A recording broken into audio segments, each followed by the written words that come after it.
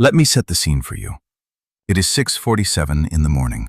That alarm blares, and for one tiny fraction of a second, you face a brutal choice. You can hit snooze, hide under those blankets, and waste 45 minutes watching others live their lives on social media. Or you step up and choose a different path. But here is the hard truth of the practice. That invisible sliver of time between the buzzer and your reaction, that is never just a simple choice about getting more sleep. That moment is a vote for your character, a vote for the person you are actively becoming. Every single day, you either forge your resilience or you slowly, quietly, and painfully tear your own foundation apart. Most never even notice the decay. So today, you and I are going to confront this together. I need you completely honest right now, because no one else is watching. When did you last feel truly in command of your own existence?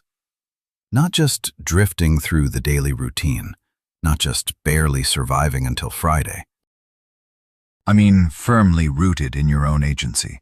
Like the path you walk is a deliberate choice, not some random fate that just dragged you along. For most, that absolute clarity is rare. It feels like a broken promise they will only cash in once they land the big promotion, find the perfect partner, drop the weight, or finally stack up enough money in the bank. As a practitioner, let me tell you the truth. That grounded state, that unbreakable calm and quiet confidence, it is not waiting for you at the finish line. It is a daily discipline, tested and proven by rigorous minds for over 2 millennia. What we are covering today is not some empty motivational speech. I despise that fluff. This is a breakdown of 11 brutal habits the ancient Stoics actually lived. Frontline soldiers relied on them. Roman emperors used them to carry the weight of empires. Enslaved men used them to guard their dignity when everything else was stripped away. Today, they are wielded quietly by those rare individuals who face chaos with a chilling inner stillness, making you wonder what secret philosophy they possess. Now you and I are going to uncover them. Stick with me for all 11 principles. Each practice stacks. By the time we finish, your entire daily routine will look completely different to you. Not because I convinced you, but because the truth will be undeniably clear. Let us begin. Habit 1. Fortify your inner citadel before dawn. Consider a man named David Goggins. You have likely heard the stories about him. A former Navy SEAL, an elite ultramarathon runner, widely recognized as one of the toughest men breathing. Raised in brutal poverty, surviving childhood abuse, he failed the military exams twice. A doctor even told him a heart defect would permanently end his service. Yet, he did exactly what the weak refuse to do. He woke up before the sun, not to lift weights or run miles, but to sit in silence and force a harsh conversation with his own mind. Every single dawn, before society started screaming, he sat with the ugly reality of his current state. Then, he deliberately constructed the mental blueprint of the man he demanded to become. Without knowing the classical vocabulary, Goggins was executing exactly what the ancient Stoics called constructing the inner citadel. Marcus Aurelius, the Roman emperor and easily the most powerful man of his era, woke before his entire palace. Not to review imperial decrees, and certainly not to read dispatches. He wrote to himself in private with brutal honesty. Those raw, personal notes, never meant for an audience, became meditations, one of the most vital texts in the history of human thought. Almost every single entry started with rigorous self-examination. Notice I said examination, not baseless self-criticism. Objective self-study. The difference matters. Here is the practical application. You do not need an imperial palace or special forces training. You just need 11 minutes. Period. The exact second you wake up, Before the phone, before the news, before society corrupts your focus, claim 11 minutes and execute 3 steps. Step 1. Sit in absolute silence for 3 minutes. 0 input. No playlists, no podcasts, just a void. Your brain spent the night repairing itself, lingering in a theta wave state during those fragile first moments of your morning. This is your mind at its most vulnerable and receptive. Flooding that silence with digital garbage is like pouring poison on fresh soil. Step 2. Take 4 minutes to ask yourself one single question and write the answer. Pen to paper, no typing. Ask this. What is the single action I can take today that renders everything else easier or completely irrelevant? This is not a chore list. This is pure tactical clarity. This is prioritization stripped to the bone. Step 3. Spend 4 minutes studying a text that demands deep thought, not clickbait, not an internet forum, something that truly tests your perspective. Read a single page of Aurelius, a chapter from Ryan Holiday, or a profound passage by Viktor Frankl. You must fortify your own intellect before the masses infect it. 11 minutes total. That becomes your inner citadel. That is your impenetrable fortress. Maintain this discipline consistently and watch what shifts. The petty office drama, the online outrage, that midday panic attack, none of it breaks you. Why? Because your foundation is already set in stone. You actively constructed your mental frame before the chaotic world could force one upon you. The philosopher Epictetus, born into slavery, owning absolutely nothing, stripped of all basic rights, taught us this. We are not crushed by events, but by our own weak judgments about those events. He understood that outside circumstances rarely ruin a person. Your flawed perception does the damage. Building your inner citadel at dawn means you dictate how you interpret the world ahead of time. You firmly decide, before the battle even begins, that you are the sovereign observer of your reality, not a helpless victim. That is a truly radical mental shift. Society is literally engineered to hijack your focus.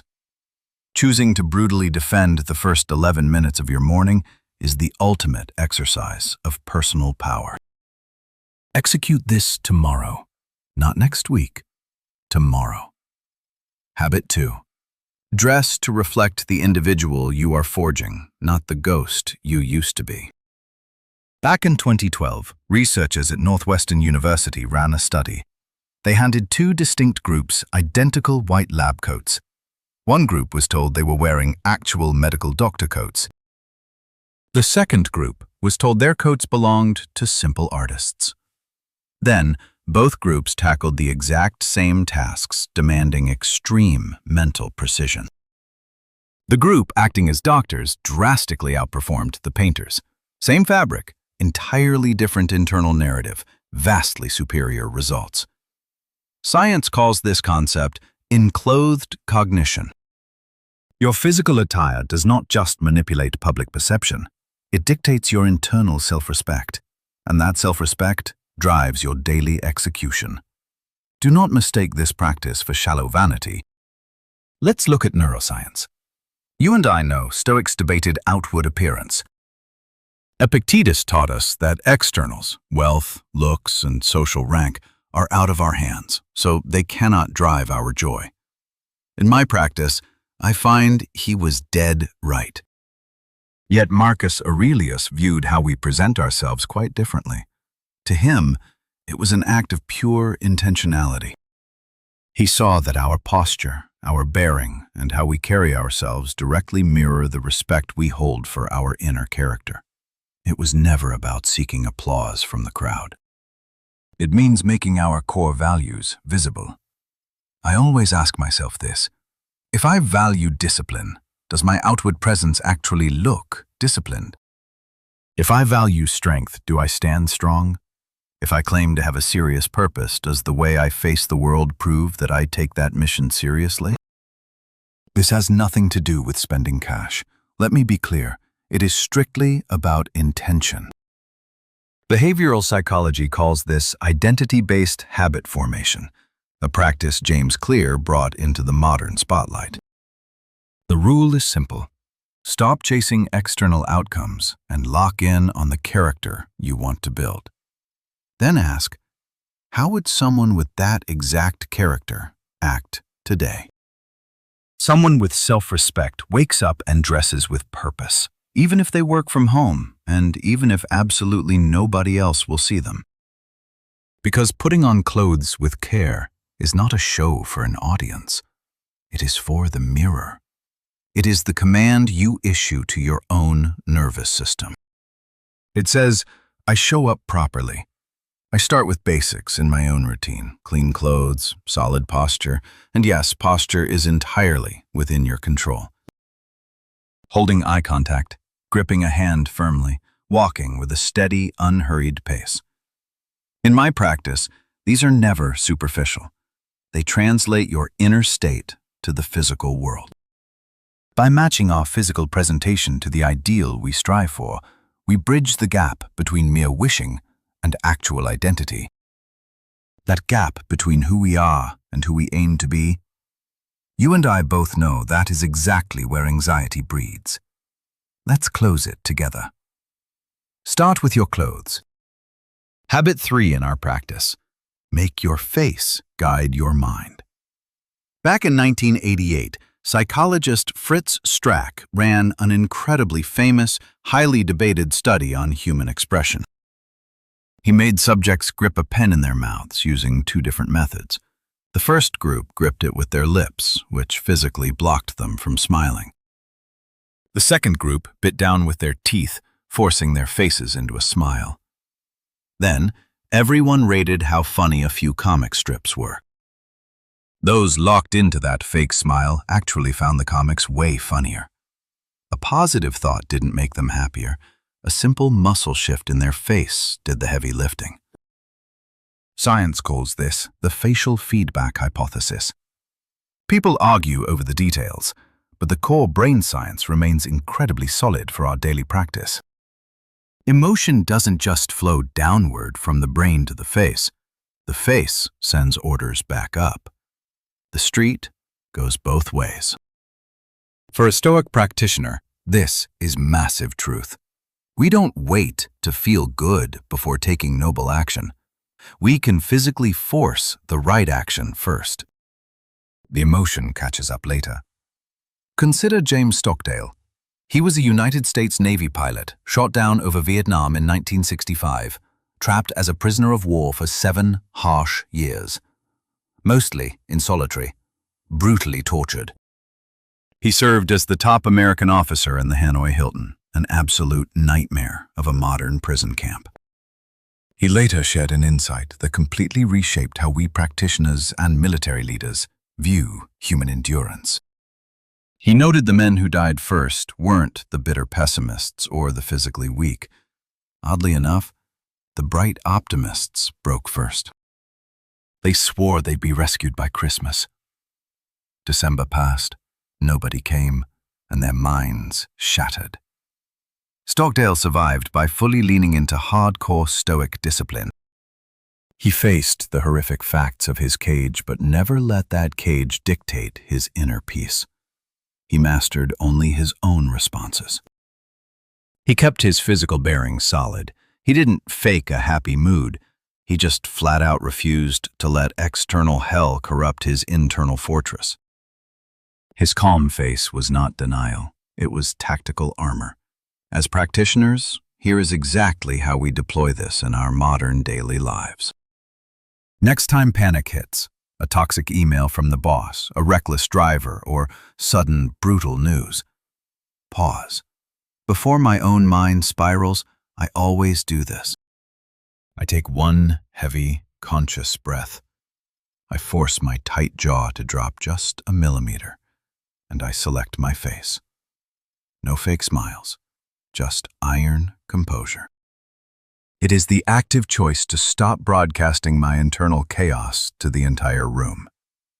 Because my expression isn't just a billboard for everyone else. It is raw data for my own brain. When we drill this, and it takes hard weeks to forge the habit, you'll witness something genuinely incredible. The agonizing burn of tough situations fades, not because we bury the pain, but because we smash the facial feedback loop that makes it worse. Real Stoic composure isn't icy. It is never blind indifference. It is my active choice to stay grounded in virtue when the chaotic world demands I lose my mind. That brings us to habit 4, guarding the gates of your life. When Marcus Aurelius took the throne, he made a strategic call that baffled his inner circle. He kept his co-emperor brother Lucius close for state business, but ruthlessly blocked access to Lucius's private crew, a group famous for toxic drama, wild excess, and pure vice. Marcus wasn't a jerk about it. No arrogance, no spite. He gave his brother deep respect, split the ruling power fairly, and backed him up in public. But he grasped a harsh truth I teach constantly. You can love a person deeply while building a heavy firewall against their destructive daily habits. He operated with a closed gate, kind, deliberate, unshakable. Try this philosophical exercise. It will sting, but it alters your path forever. Picture the 5 people taking up your actual time. Not your ideal mentors, the folks you are literally sitting with week after week. Now, be brutally honest with yourself. When I leave their company, am I charged up or am I completely drained? Am I focused or lost? You and I must audit this closely. It isn't passing judgment on friends, it's protecting the vault. Because our mental energy runs out quickly. You and I have finite attention, finite time. Every hour given to a person who drains your core, even if you love them, even if they mean well, is an hour lost. That is time stolen from your own philosophical growth, time you need to build the person you are actually meant to be. I studied the Stoics, and they called this associating with those who uplift us. Epictetus was very clear. The company we keep directly shapes our actual character. It isn't just about bad influences. It is because we are social beings. We naturally adjust our emotions, our personal ambitions, and our daily standards to match whoever is around us. Give it time, and you become the average of your inner circle. Not as a metaphor, neurologically. Your mind literally syncs up to the emotional states of those closest to you. In my practice, closing the gate isn't giving the cold shoulder. It isn't ghosting anyone. It isn't cruelty. It is the quiet, firm, and dignified management of your own exposure. Here is what my practice looks like. I answer messages on my schedule, not immediately. I turn down invites that clash with my priorities. No long excuses, no endless apologies. I cut out environments that drag me backward. Instead, I invest my hours in spaces that actively push my personal growth forward.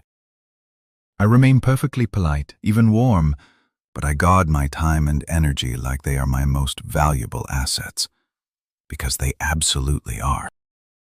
The best thing you can do for your social ties is to be ruthlessly selective about where you invest. Spread yourself too thin, and you become completely mediocre to everyone. Stay focused and intentional. That makes you truly present and deeply valuable to the people who actually matter. Only open your gate for those who earn your time and energy. Keep it politely and firmly closed to the rest. No drama. Habit 5. Become the eye of the storm. In 2009, U.S. Airways Flight 1549 left LaGuardia Airport in New York. Climbing past 2,800 feet, the plane smashed right into a flock of Canada geese. Both engines died almost at the exact same moment. Captain Chesley Sully Sullenberger had roughly 208 seconds to save 155 lives. Listen to the cockpit tapes. His voice is totally measured. It is quiet. Investigators later called it one of the absolute greatest examples of pure composure ever recorded during a mid-air crisis. He didn't yell. He didn't panic. He never let his mind catastrophize. He calculated his options with the cold precision of solving a maths problem. He put that plane down on the Hudson River. Every single person survived. People later asked Sullenberger how he stayed so incredibly calm. He explained that it didn't just magically happen during those terrifying 208 seconds. It took 40 years of practicing calm under pressure, daily training, routine flights, and deliberate mental preparation. The crisis simply revealed the kind of man he had trained himself to become. My fellow Stoics understood a rule that modern society completely forgets. They separated the raw event from their internal experience of that event. The actual crisis, the conflict, the setback, all that exists out in the external world. It is outside your control. But your experience of it, how you judge it, the meaning you attach, how your mind responds, that lives purely inside you. That is entirely within your control. Marcus Aurelius wrote, "You have power over your mind, not outside events. Realize this and find strength." That isn't a cheap quote. I use it as a daily operating system for reality.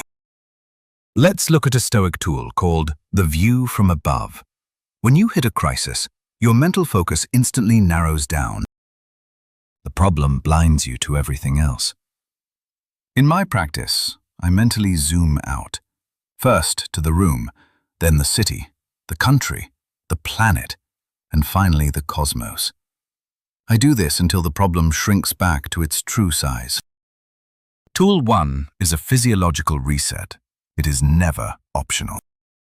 When panic hits, your prefrontal cortex, the exact part of your brain built for rational logic, literally starts to shut down. You cannot think straight when panic sets in. The fastest way I fix this is through controlled breathing. Not deep breathing, but highly controlled breathing. 4 counts in, hold for 4, 6 counts out.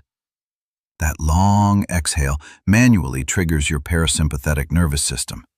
Just do it 3 times. You'll feel a total shift in mental clarity in under 90 seconds. Tool 2 is the naming practice. Psychologist Dan Siegel says, "Name it to tame it." When a heavy emotion hits me, I name it exactly. Saying "I feel bad" is useless. It is way too vague. Instead, I say, "I feel anxious because this moment might expose my failure, and I am terrified of what that means for my identity." Precise naming turns your prefrontal cortex back on and cools down the amygdala. You literally think sharper when you accurately label the exact emotion. Tool 3 is the controllable list. Take your current stressor. Draw a mental line down the middle. On one side, ask, what can I actually control here? On the other side, what is entirely out of my hands? Here is the discipline. Pour all your energy into the left side. The right side gets absolute 0. Total 0. This isn't being passive. It is pure strategic focus. It is the absolute fastest path to real action. The eye of the storm never moves. Chaos simply spins around it. My job isn't to stop the massive storm. My job is to stand as the eye. Habit 6. Architect your own North Star. There is a mental trap called the default mode network. When my brain isn't busy with a specific task, it rarely goes completely quiet. It kicks into autopilot, spinning thoughts about my life, my social status, my past, and my future. Science proves this default setting almost always leans slightly negative. Unchecked, the human mind drifts toward worry, endless comparison, and a low-level hum of frustration. As a philosopher, I don't see this as a flaw. It is pure survival math. Brains that obsessively looked for danger simply outlived the ones that didn't. So you and I must consciously steer our minds, or they will drift. And drifting for decades creates a miserable life, a life that just happened to us, rather than a path we actively chose. Viktor Frankl survived 3 years inside Nazi death camps, including Auschwitz. He lost his wife, his parents, his brother, and his entire life's written work. He had every excuse to just give up. But what he observed in those camps permanently altered my own understanding of human resilience and psychology. As a philosophy practitioner, I study those who survived longest behind bars. Physically and mentally, they endured by holding fiercely to their raw human dignity. Even in absolute filth and horror, these individuals maintained a clear, burning purpose. They found a way to make the agony mean something, no matter how small. A loved one waiting, an unwritten book, or a child they desperately needed to hold again. Frankl called this the will to meaning. In my practice, the lesson is clear. A person can endure any kind of suffering with a strong enough reason. We Stoics call this living by your logos, your reason, your inner compass. The ancient teachers believed every single person has a unique function, a specific role meant only for them. Building a genuinely good life requires discovering that duty and doing the work with absolute obsession. Seneca was among Rome's richest, most powerful men.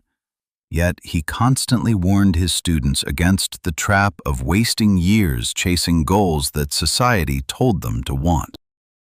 He stated, "It is not that I am brave, but I know exactly what deserves fear and what does not."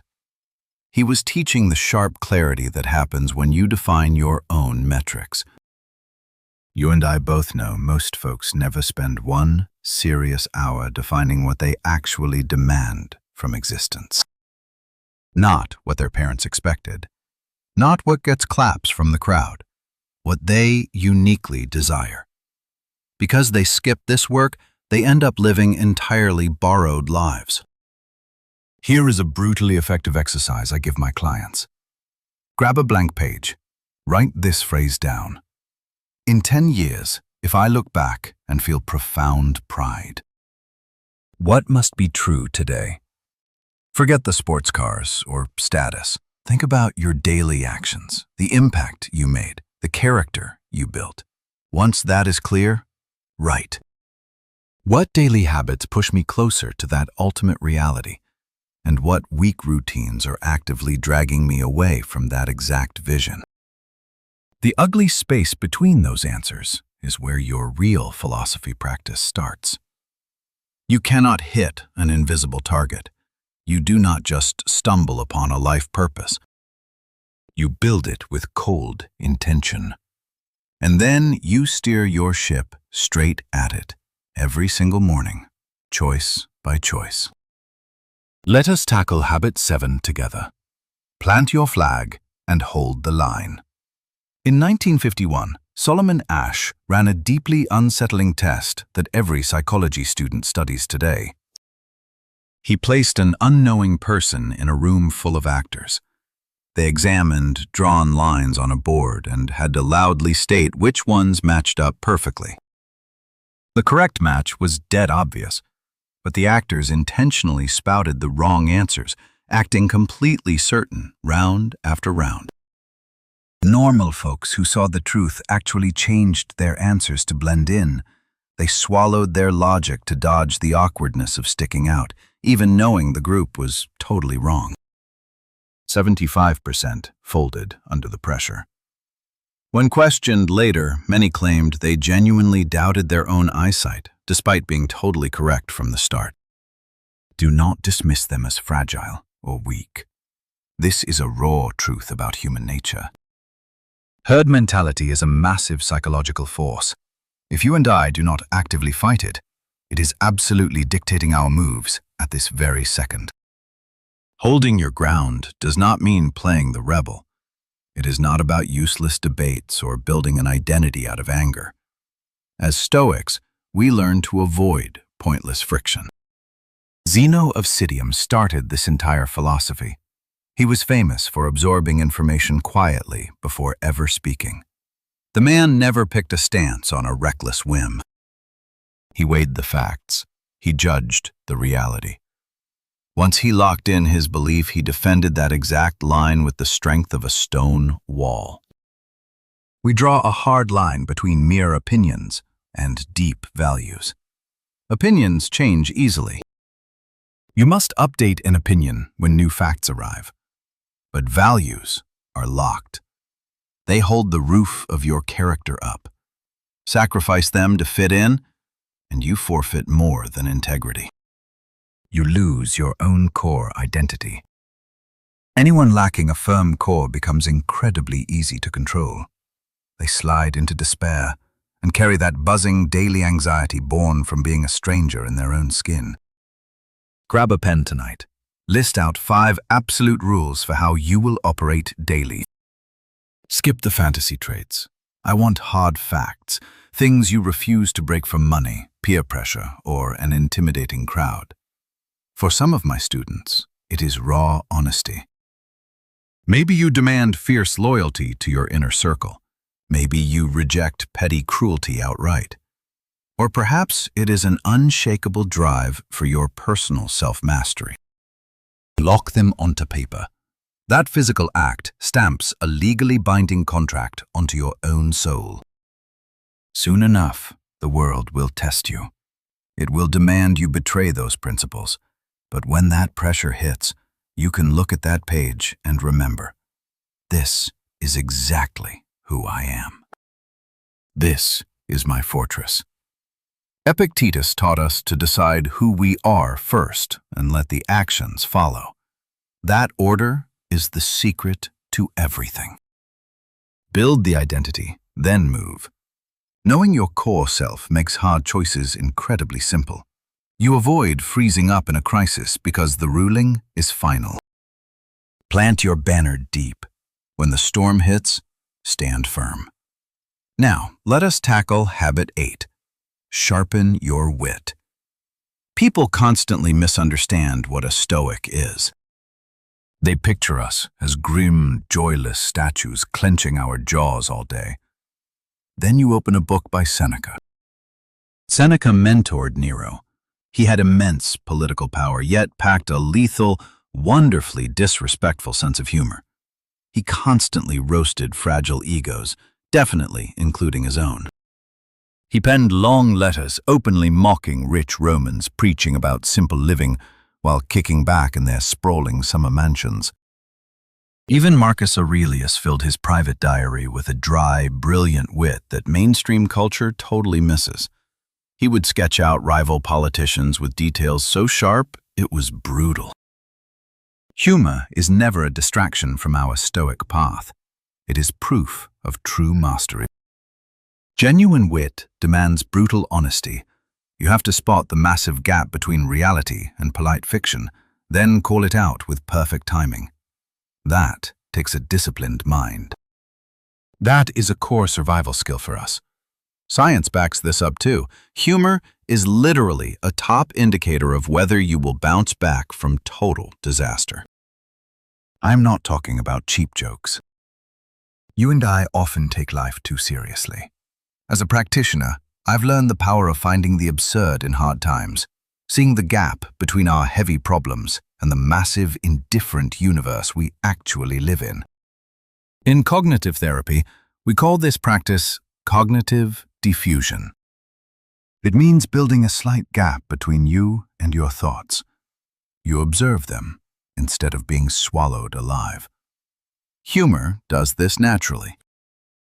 Finding real humor in a brutal situation, not faking it, not brushing it off, but finding genuine comedy creates necessary distance. You stop drowning in the experience and start observing it. From there, clarity hits. Take Nick Vujicic, born without arms or legs. He built a massive career speaking and advocating for others. He's also effortlessly, genuinely hilarious, usually at his own expense.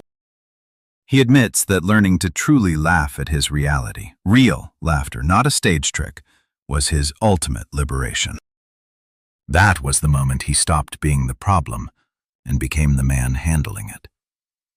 Real wit isn't an act.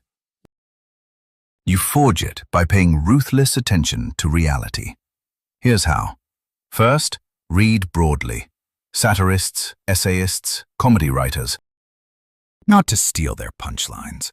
You do it because their sharp observations train your brain to spot the absurdities, clashes, and sheer madness in your own daily life. That mental muscle builds real wit. Second rule, stop worshiping your own fragile ego. The fastest way I build mental sharpness is by practicing genuine self-deprecation.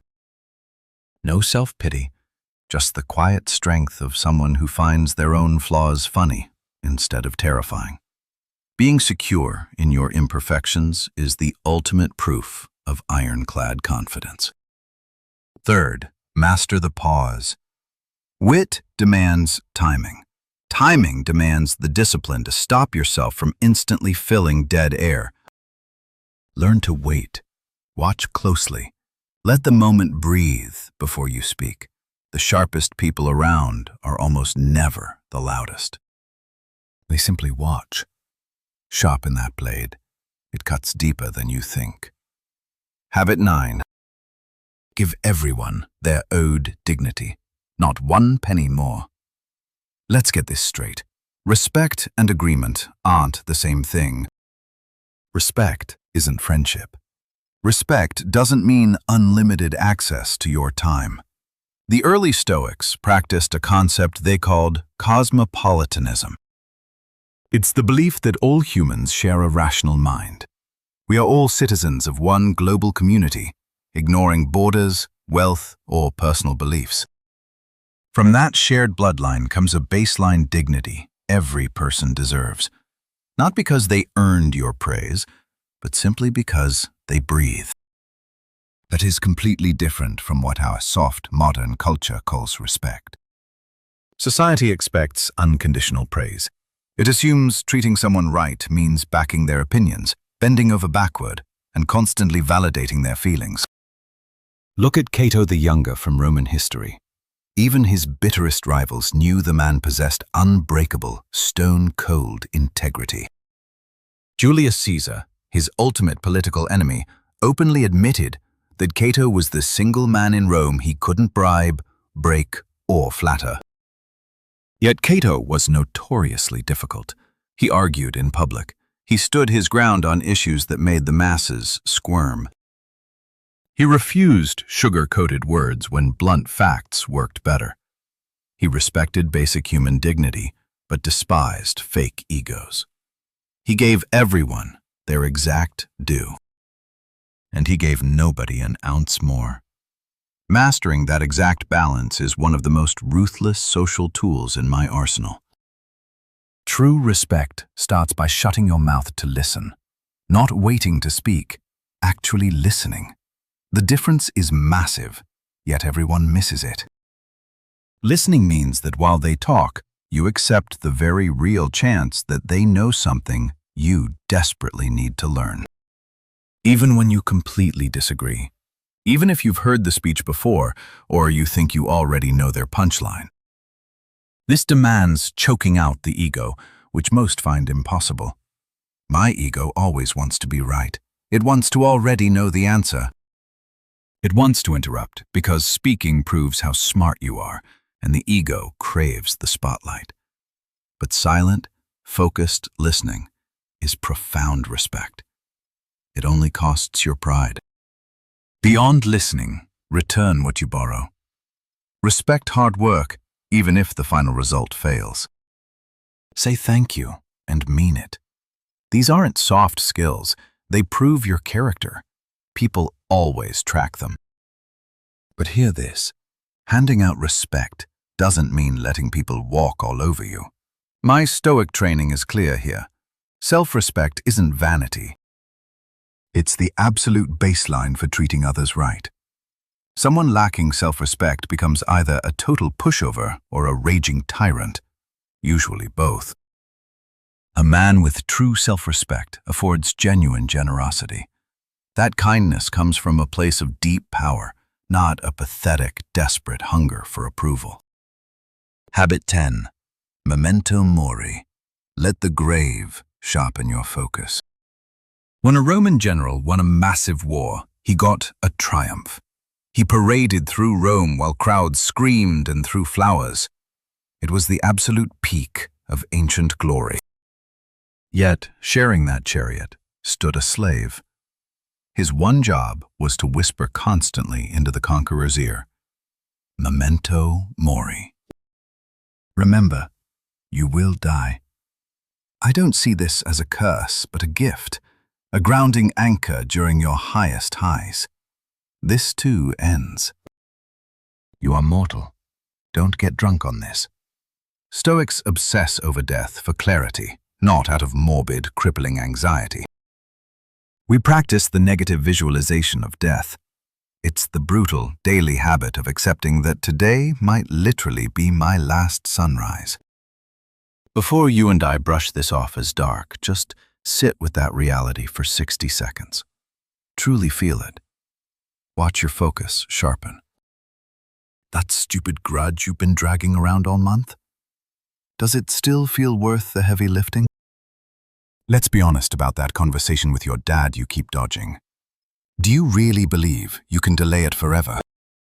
Or that goal you swore you'd start on Monday for the last 6 months? Is Monday still a safe bet? Death is the ultimate editor. When we actually face it, it slices through all the useless noise with terrifying precision. Steve Jobs, heavily influenced by Zen Buddhism, which mirrors Stoic ideas on how temporary everything is, shared this in his 2005 Stanford speech.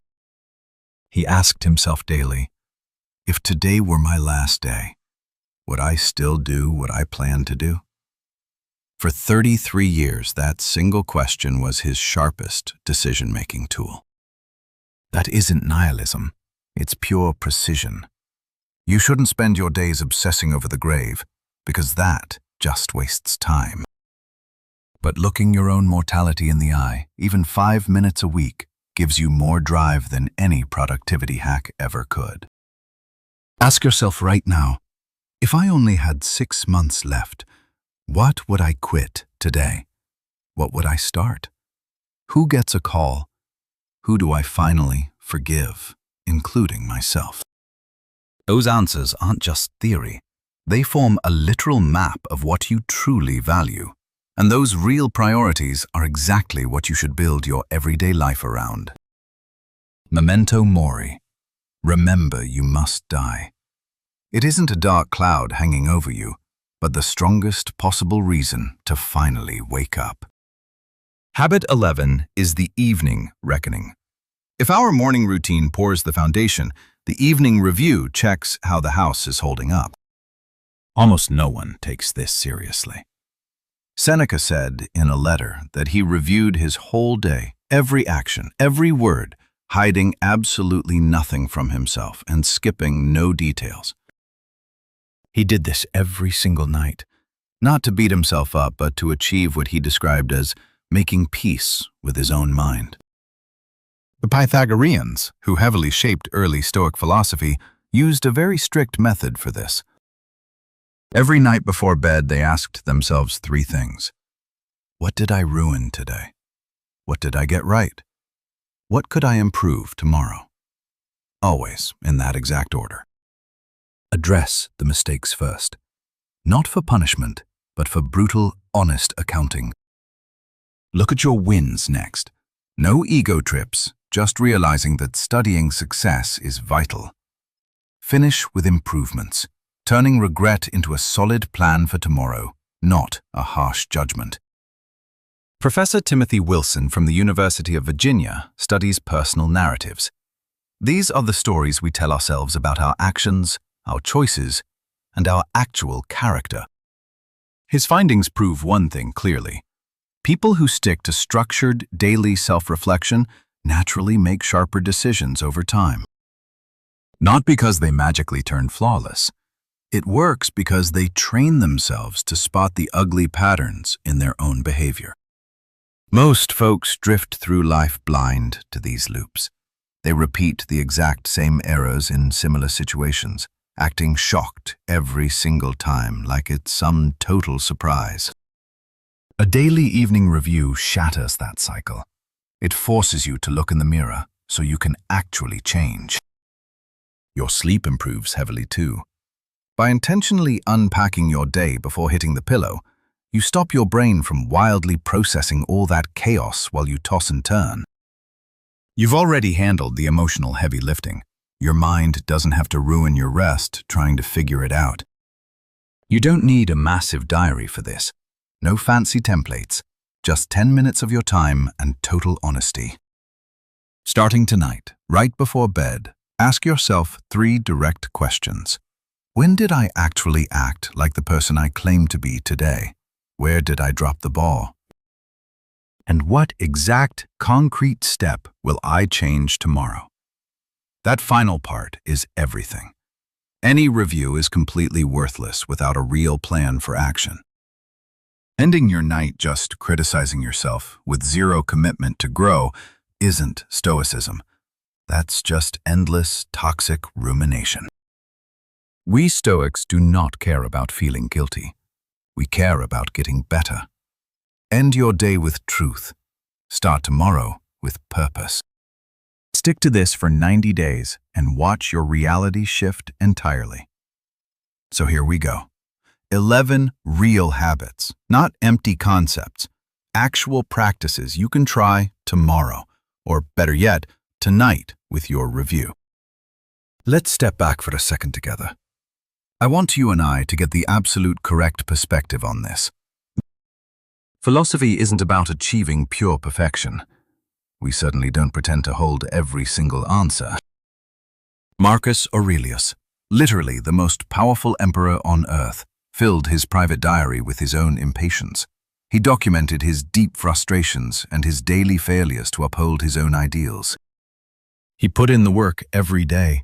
He constantly failed in small ways, and every morning he just tried again anyway. The effort is the entire point. It's a practice, not a trophy. You aren't fighting anyone else, and you aren't faking a new personality.